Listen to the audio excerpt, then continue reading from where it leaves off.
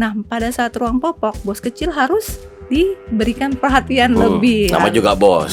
Nama juga bos. Betul. Jadi bos kecilku ini harus diperhatikan lebih pada kasus ruang popok karena supaya dia tidak rewel lagi. Nah, pesannya adalah memang bagi para ibu gitu ya, harus menangani dengan tepat bos kecilnya untuk kasus ruang popok. Itulah pesannya ya. Iya.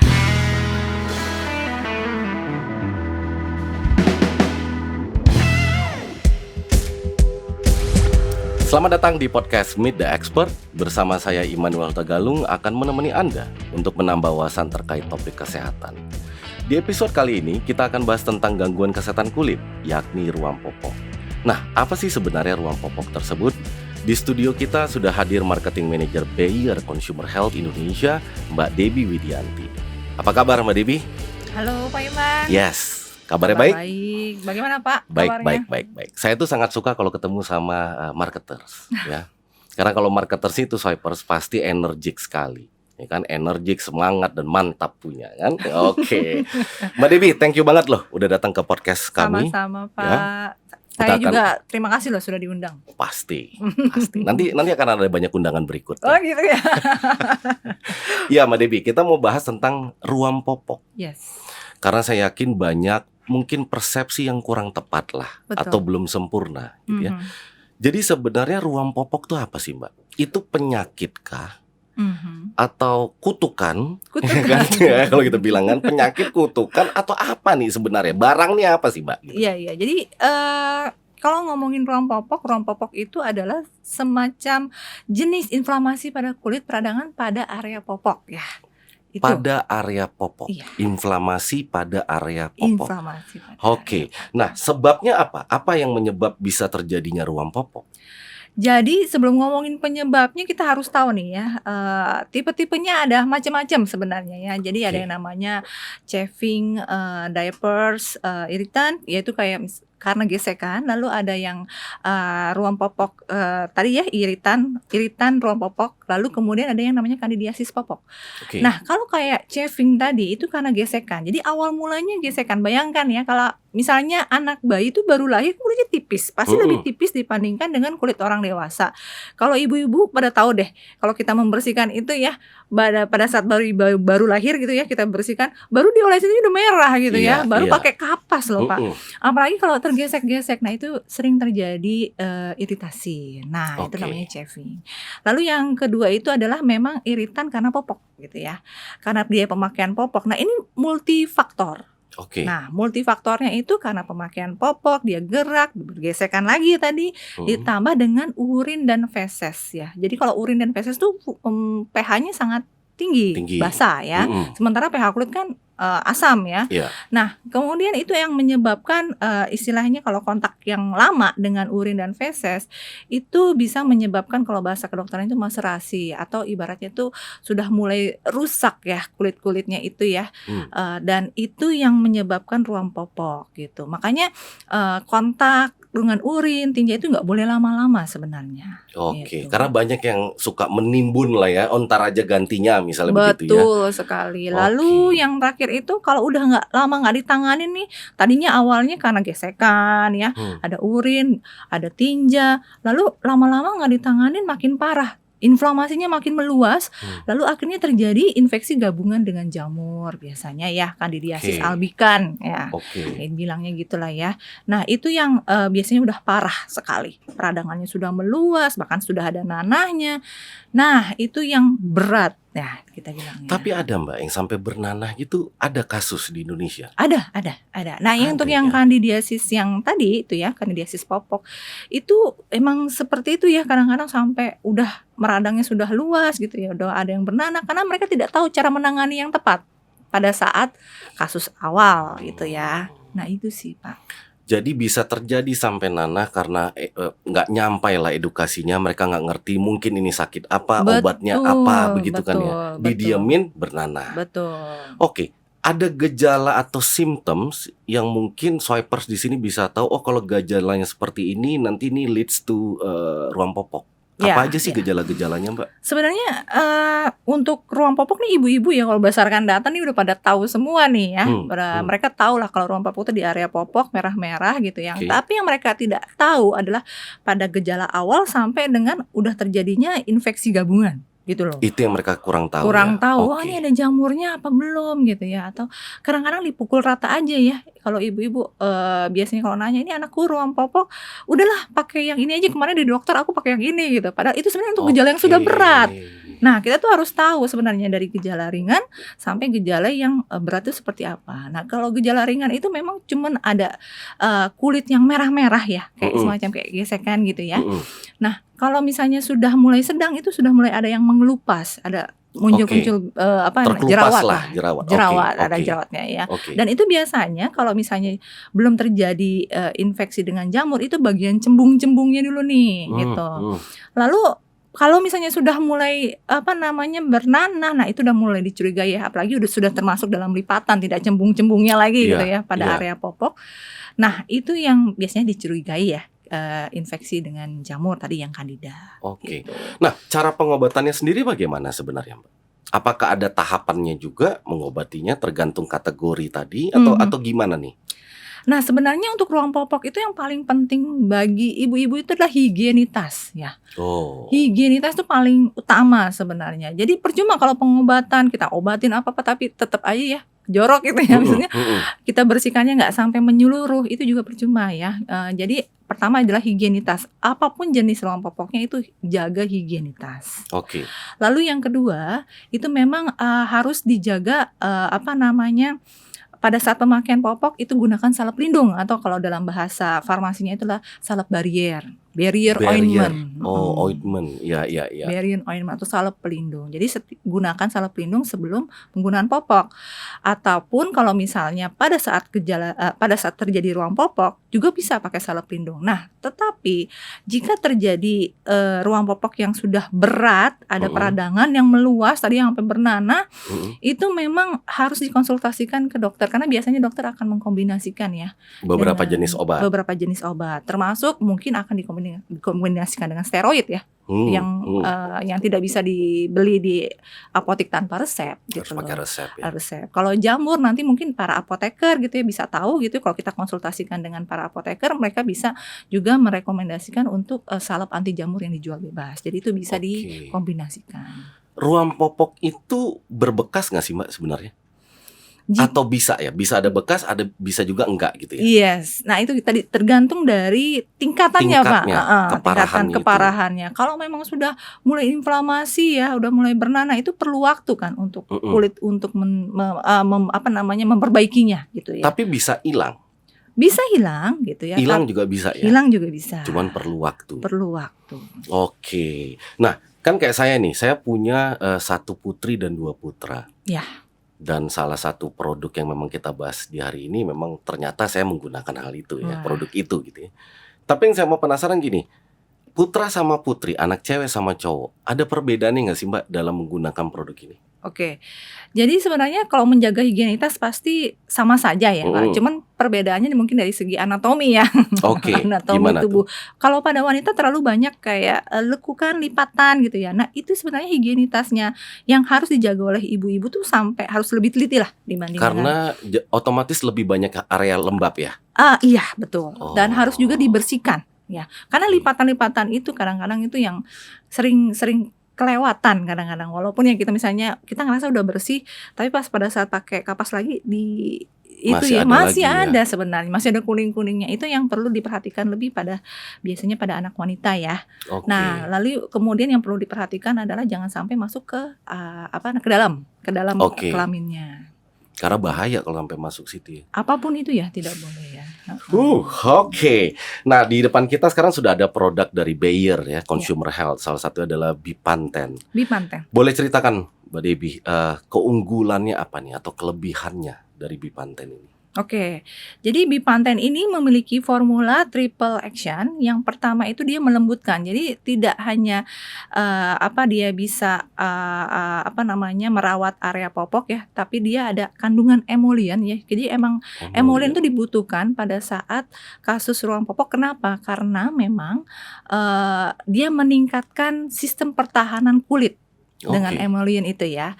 Lalu yang kedua itu dia melindungi dari gesekan. Jadi dengan pemakaian Bipanten itu membentuk lapisan transparan, tapi dia berpori nih. Jadi dia nggak oklusif. Kalau oklusif artinya itu bengep ya. Kalau bahasa Jawanya itu mungkin bengep.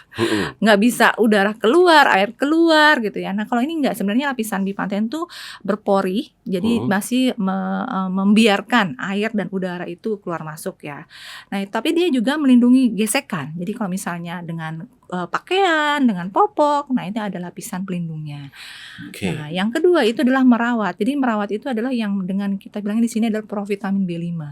Jadi provitamin B5 itu nama lainnya adalah dexpantenol. Jadi provitamin B5 itu memang sudah terbukti lah berbagai macam, termasuk dalam untuk perawatan di area popok, kasus ruam popok, kemudian juga dia itu berfungsi yang memang dipercayai untuk meregenerasi sel-sel kulit lebih cepat. Dua keunggulan, tapi dua keunggulan itu sangat mantap sekali. 3 Pak. Oh 3 malah. 3 tadi triple action. Karena triple action tadi ya. Mbak Debbie, kan kalau bisa dilihat kan sebenarnya ruam itu bisa terjadi dimanapun. Jadi kalau khusus ruam popok ya di daerah yang memang kita menggunakan popok. Tapi misalnya nih, saya di lapisan kulit, misalnya let's say di siku atau dimanapun tangan saya ada ruam. Bisa nggak sih saya pakai Bipanten? Jadi Bipanten ini merupakan tadi yang dibilang adalah salep pelindungan ya, salep barier. Salep barier itu pelindung dari gesekan dan juga melindungi dari iritan gitu ya. Nah yang memang yang di dalam sini kita fokuskan adalah kegunaannya untuk gesekan karena popok gitu Karena ya. popok. Gesekan dengan popok dan juga iritan penyebab risiko ruam popok. Sebenarnya kalau misalnya dibilang salep barier sebenarnya bisa dipakai di mana saja ya Pak. Tapi memang kalau dari Bipanten sendiri di sini, dari kegunaan dan manfaat yang paling utamanya adalah untuk melindungi dari iritasi penyebab ruam popok. Betul. Ataupun melindungi dari risiko ruam popok. Iya, rekomendasinya lebih ke situ ya. Ya karena kan kadang-kadang kan kita suka ngide sendiri kan Mbak. Ngide sendiri, betul Pak. Ini ada ruam nih, ada salep ini gue pakai aja gitu. Iya, bahkan kemarin ada yang nanya sama saya ya Pak, loh ini kan provitamin B5 ya, katanya emang buat meregenerasi baju, boleh dong buat jerawat Adam gitu, ngide-ngide gitu ya. Terus dia mau pakai gitu. Mau pakai, tapi kan tidak sesuai dengan peruntukannya. Hebat. Ini saya dengar baru aja ganti kemasan. Ganti kemasan, betul. Kenapa? Betul, karena nih kemasan yang lamanya adalah yang ini ya. Ini yang lama ya? Yang ini yang lama. Jadi di sini tuh dulu memang kategori Bipanten adalah obat. Jadi yang namanya obat itu memang tidak boleh didistribusikan ataupun dijual sembarangan. Ya, tetapi akhirnya dari Badan POM itu memperbolehkan Bipanten untuk menjadi kategori yang lebih leluasa dalam bermarketing ya, melakukan aktivitas marketing dan juga distribusi itu melalui kita dari obat menjadi kosmetik. Nah, jadi ini kemasan baru. Jadi kita ganti ke kosmetik. Tapi isinya sebenarnya sama Pak. Sama ya. Tidak ada perubahan formula. Ingredientsnya sama. Kemasannya yang diganti. Sama mungkin ada nambah varian size ya. Iya, kita punya yang kemasan kecil. Jadi yang ada 20 gram, ini 20 gram, yang 10 gramnya tidak ada di sini, tapi yang ini 20 gram.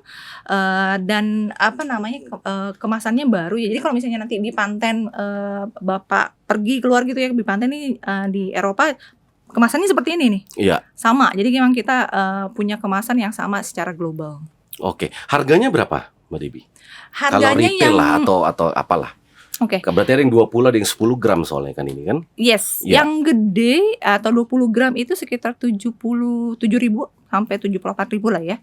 Kalau yang kecil itu 47 ribuan Pak. 47 ribuan ya, harga bisa dibeli ya. Nah, ini tersedia karena ini kosmetik ya. Berarti kan tersedia sebenarnya luas dong ya Mbak Debbie? Luas. Biasanya ada di mana aja? Biasanya ada di farmasi chain kayak di modern trade gitu ya, misalnya kayak di Watson, Guardian, Kimia Farma, K24. Juga kita sekarang sudah ada di supermarket. Oke. Dan yang terlebih lagi pastinya ya Bipanten ini ada di apotik-apotik terdekat. Gitu. Pasti itu ya kan. Mm-mm. Bagi Anda yang menonton episode ini, Anda dapat membeli produk Bipanten di apotik-apotik terdekat. Lalu bagi apotik yang belum punya stok produk Bipanten, Anda bisa dapatkan produk tersebut di Swaparex Belanja. Kebetulan untuk di bulan Juni ini kita lagi ada program promo Juni Healthy Beauty, dan khusus untuk produk vitamin, suplemen, dan kesehatan kulit, kita ada diskon sampai dengan 45%. Promo ini berlaku sampai dengan 30 Juni. Langsung aja dapetin promo terbatas tersebut dengan mengakses link pada kolom deskripsi. Risiko ruang popok bikin rewel. Bisa tolong ketemu saya sebentar? Hah? Ada masalah yang butuh perhatian Anda. Saya nggak nyaman. Situasi di dalam popok saya butuh tindakan secepatnya. Bipanten terbukti klinis untuk kulit bayi. Triple Action Formula lindungi bos kecil dari risiko ruang popok. Area popok terlindungi, bos kecilku ceria setiap hari. Keren banget ya TVC dari Bayer ya, terutama Bipanten. Jadi sebenarnya pesan apa sih yang pengen disampaikan Mbak Debbie terkait TVC tadi? Jadi TVC ini menggambarkan bos kecil. Jadi bos kecil ini adalah bayi-bayinya Bipanten. Kenapa konsepnya bos kecil gitu ya? Dari awal kita brainstorming idenya gitu ya. Karena kan kalau bayi itu baru lahir ya, itu kayak malaikat ya. Malaikat para ibu lah ya, apalagi ibu baru lahir gitu ya, ibu-ibu baru gitu ya. Wah, malaikatku kayak gitu ya. Tetapi pada saat sudah mulai menangis karena ruang popok gitu, demanding gitu ya. Itu jadi stressful ibunya, lalu pasti semuanya akan diturutin apapun yang dituntut oleh bayi tersebut ya, supaya dia tetap nyaman, tetap calm gitu ya. Nah, itu makanya kita bilangnya si bos, karena dia kalau memang apapun tuh harus diturutin ya kalau anak kecil gitu. Nah, bilangnya bos kecilku. Termasuk pada saat ruang popok. Nah, pada saat ruang popok, bos kecil harus diberikan perhatian lebih. Nama juga bos.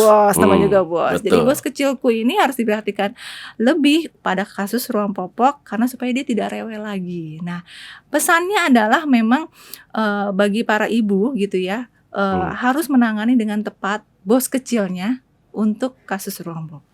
Itulah pesannya ya. Iya. Dan ini BA-nya ya, brand ambassador-nya Mona Ratulio sama Balin. Ya. Oke, nah itu gimana tuh proses pembuatan iklannya? Behind the story-nya tuh bagaimana nih? Sampai ketemu, oh ini BA-nya. Coba boleh diceritakan lebih lanjut, Mbak. Jadi waktu itu memang kita lagi mencari talent ya untuk campaign kita gitu ya, si bos kecil. Nah, terlihat memang kalau ini ya Mbak Mona itu kan sangat apa namanya, kalau dari para ibu-ibu tuh kelihatannya Mbak Mona ini sangat keibuan gitu ya, keibuan dan juga selalu take care semua anaknya itu, merawat semua anaknya. Anaknya itu sekarang ada 5 dengan Balin ya.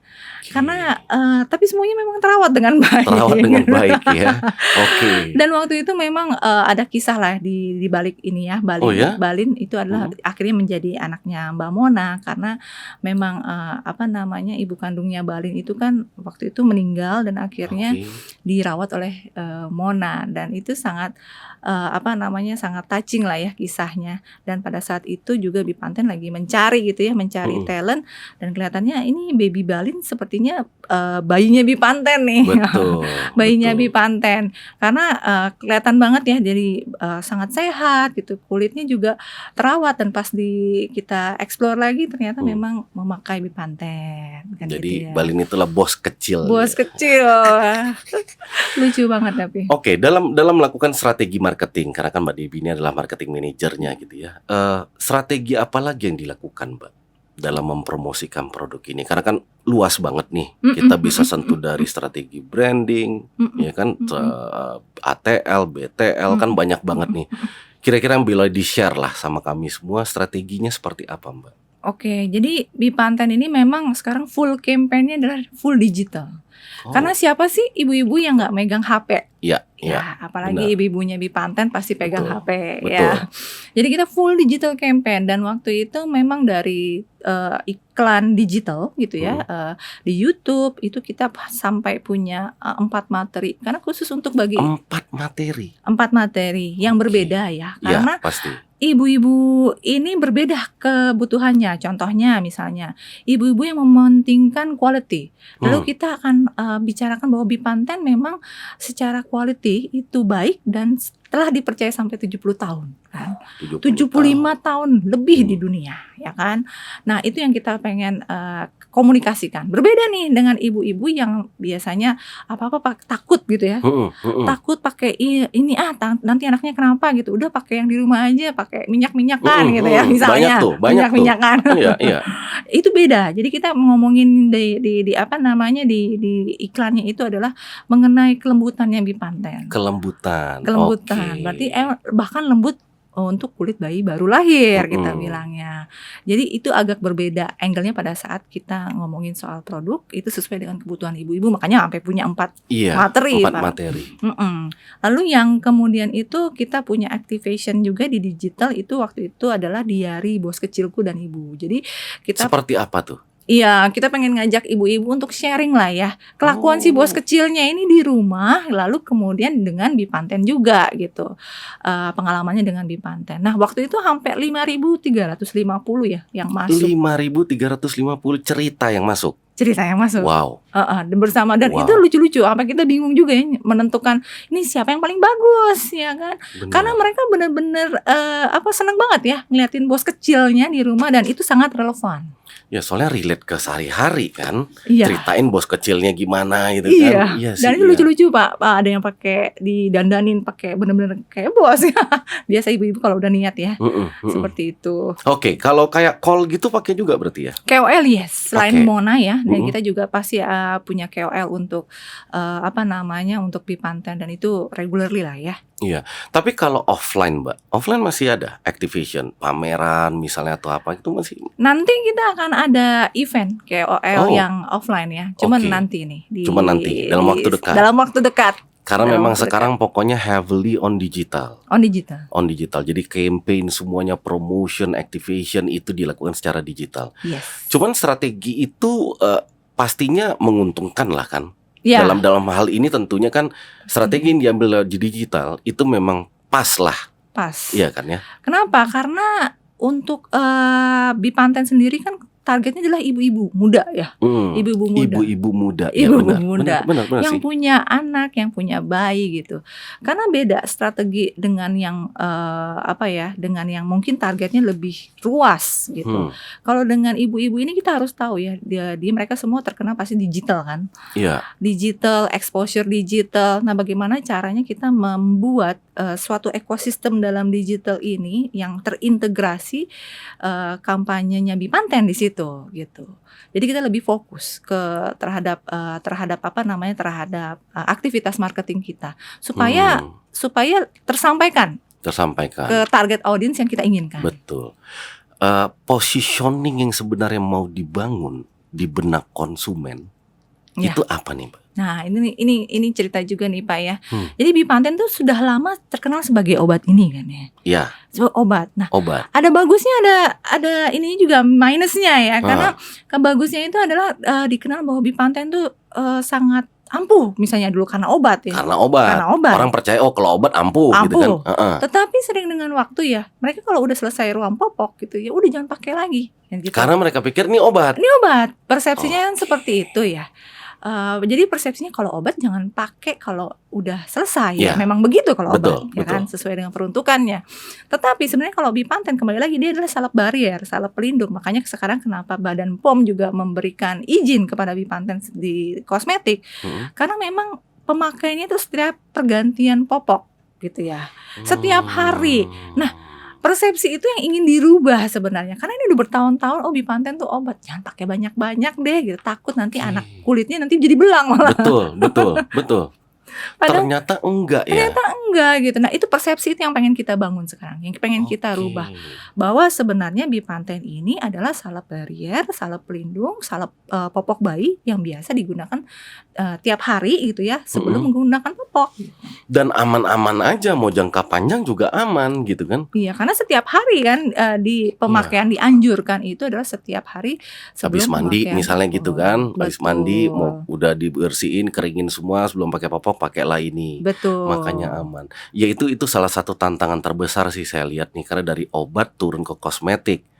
Obat yang orang mikirnya kalau udah sembuh nggak boleh pakai lagi, nanti kebal kan, biasanya begitu kan? Nanti kebal. Kebal gitu. Kalau ini kan udah enggak ya. Betul. Jadi ini insight yang sangat menarik sih sebenarnya ya. Ya nggak semua orang jadi tahu nih kalau ternyata ini udah jadi kosmetik, aman digunakan kapanpun, pokoknya pas mau ganti popok dan jangka panjang juga. Jangka gitu. panjang. Oke, itu kita udah bicara tentang positioning, brandingnya sendiri. Sekuat apa branding Bipanten di Indonesia, Mbak? Bipanten ini sedang merambah lah ya, dalam tahap merambah, karena dulu tuh obat dikenal dari rekomendasi dokter, dikenal dari rekomendasi bidan gitu ya. Betul. Dan sekarang Bipanten ini ingin meningkatkan rekomendasi sesama ibu gitu. Jadi dari ibu yang sudah pakai, dia bisa merekomendasikan kepada ibu yang lainnya. Nah itu sih Pak yang jadi advocate ya. Advocate. Keren banget ya. Di WOM-nya udah masuk ke tahapan advocate. Betul. Dia merekomendasikan. Tapi benar sih, karena sesama kita kalau merekomendasikan, kita akan lebih percaya. Dia lebih percaya. Iya kan, daripada misalnya nonton iklan, nonton promo gitu kan. Tapi kalau teman kita sendiri yang everyday people, sesama ibu-ibu gitu kan, lagi beli sayur terus ngobrol, oh anakku kena ruam popok, pakai ini sembuh, kan kayak begitu kan. Betul. Jadi memang brandingnya lagi mau dibangun ke arah sana. Ke arah sana. Oke. Apa harapan buyer nih, Mbak Debbie, terhadap konsumen terkait ruam popok ini? Harapannya nih semua ibu-ibu teredukasi ya untuk kasus ruam popok, karena sekali lagi kadang-kadang nih kalau saya sedih banget gitu ya, kalau misalnya saya ikut komunitas ibu-ibu gitu, ada yang nanya, dia yang biasa ibu-ibu sering potret ya, ini kenapa nih cekrek gitu, oh itu ruam popok, yang lain kan ruam popok tuh bun, pakai yang ini bun gitu ya, pakai yang ini tuh ternyata yang dikasih itu adalah salep yang keras. Salep yang keras. Obat keras yang harus pakai resep dokter. Oke. Itu karena nggak teredukasi satu ya. Jadi mereka merekomendasikan kepada para ibu, padahal dipukul rata aja gitu.